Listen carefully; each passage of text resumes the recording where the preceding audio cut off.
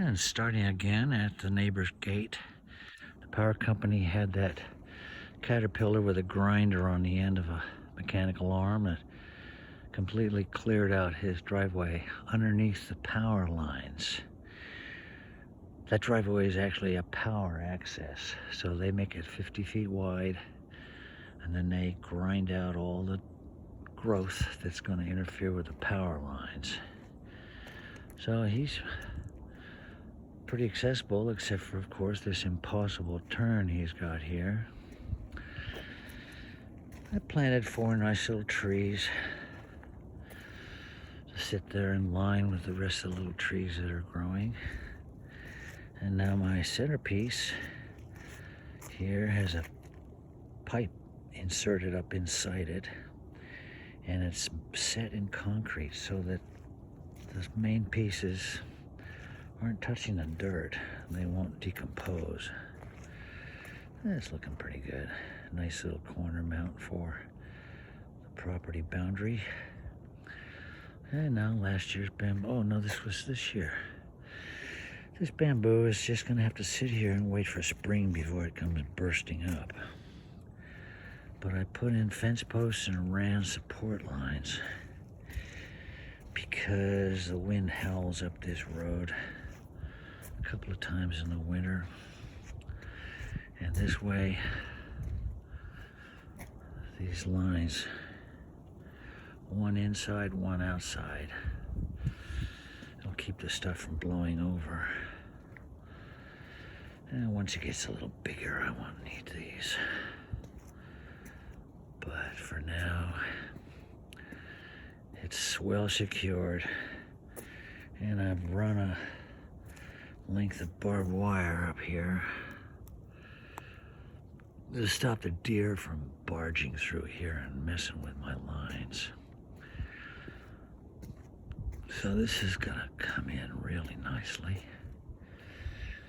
Now last year's stuff is looking good. Lots of shoots, lots of growth. It just takes time. I'd make a lousy farmer because I just don't have the patience to wait for this stuff. I have to find some other major project to do, because these are done for the winter. I got fertilizer, mulch, I got secure support to keep this stuff in place. And once next year comes, it's gonna have a real good chance of shooting up and completely decorating the perimeter of this road with its beautiful foliage. I mean, it's just the cleanest, loveliest stuff. Bamboo is just amazing the way it grows fast, it looks good. It's no effort to maintain it. And once it's in, it's hard to get rid of. So I'm looking forward to that. Now, main point of this little video is to show the most recent tank installations that I have effected.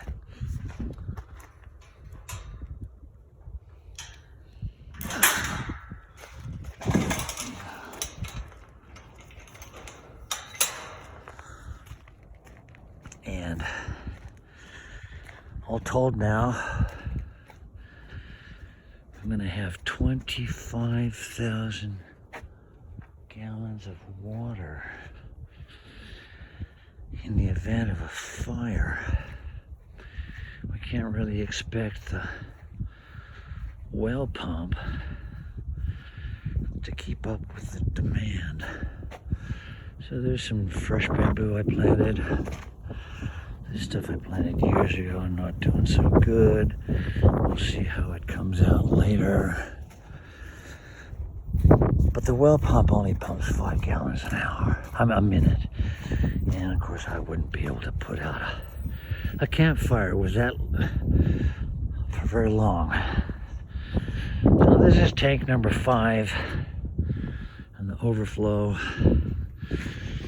These puppies are full. I just put that one in a month ago and it's full now. It's hardly even rained.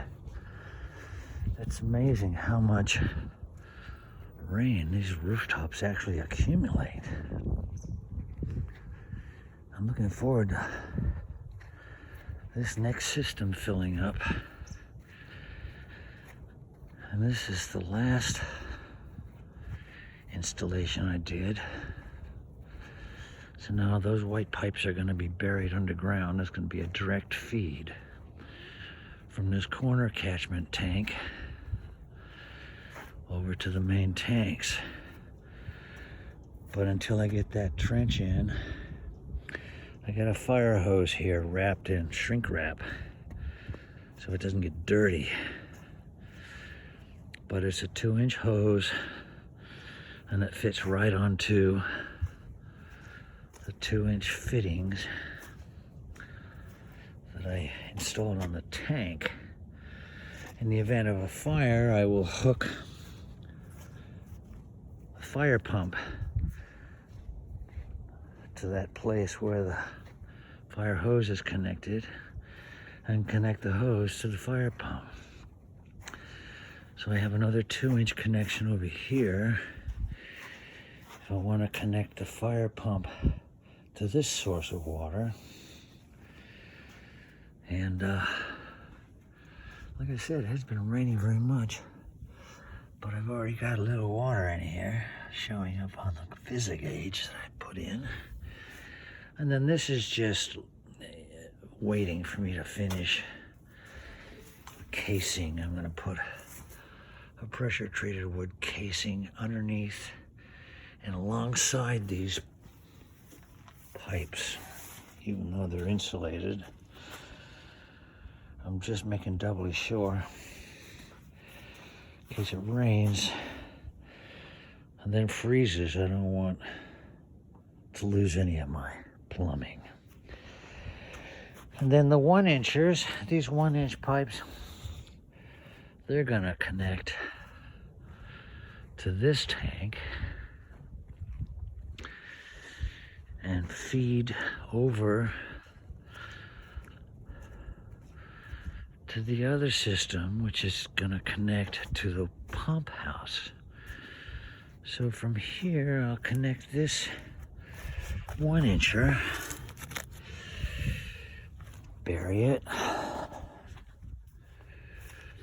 and run it along here and connect it to the rest of the system. So when should this system dry out over here, I'll just open the shutoff and let the water from the system behind me fill up this water access. And then the pump in the pump house will be able to continue to run it through the filter, the 5-point filter system, and then back in through the house. So we may not have a fire, but if we have continued drought, we will have plenty of water to keep us going. And the next phase of this hydration survival is going to be a pair of hydro panels. Those are the solar panels that collect water from the atmosphere. I want to put a set of those up on that container there, and I can feed it into the tanks directly. So if it doesn't rain forever, we'll still have a way to access water.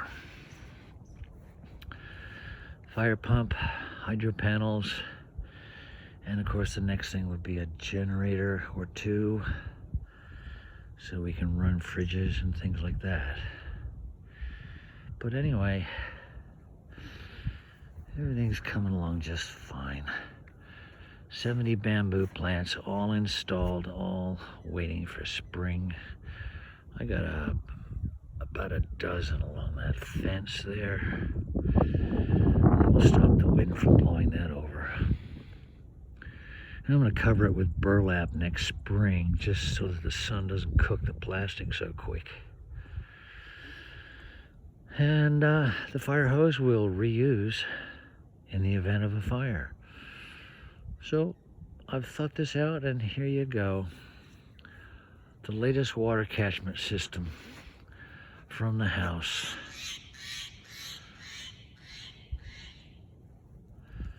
And another beautiful day at Garfield.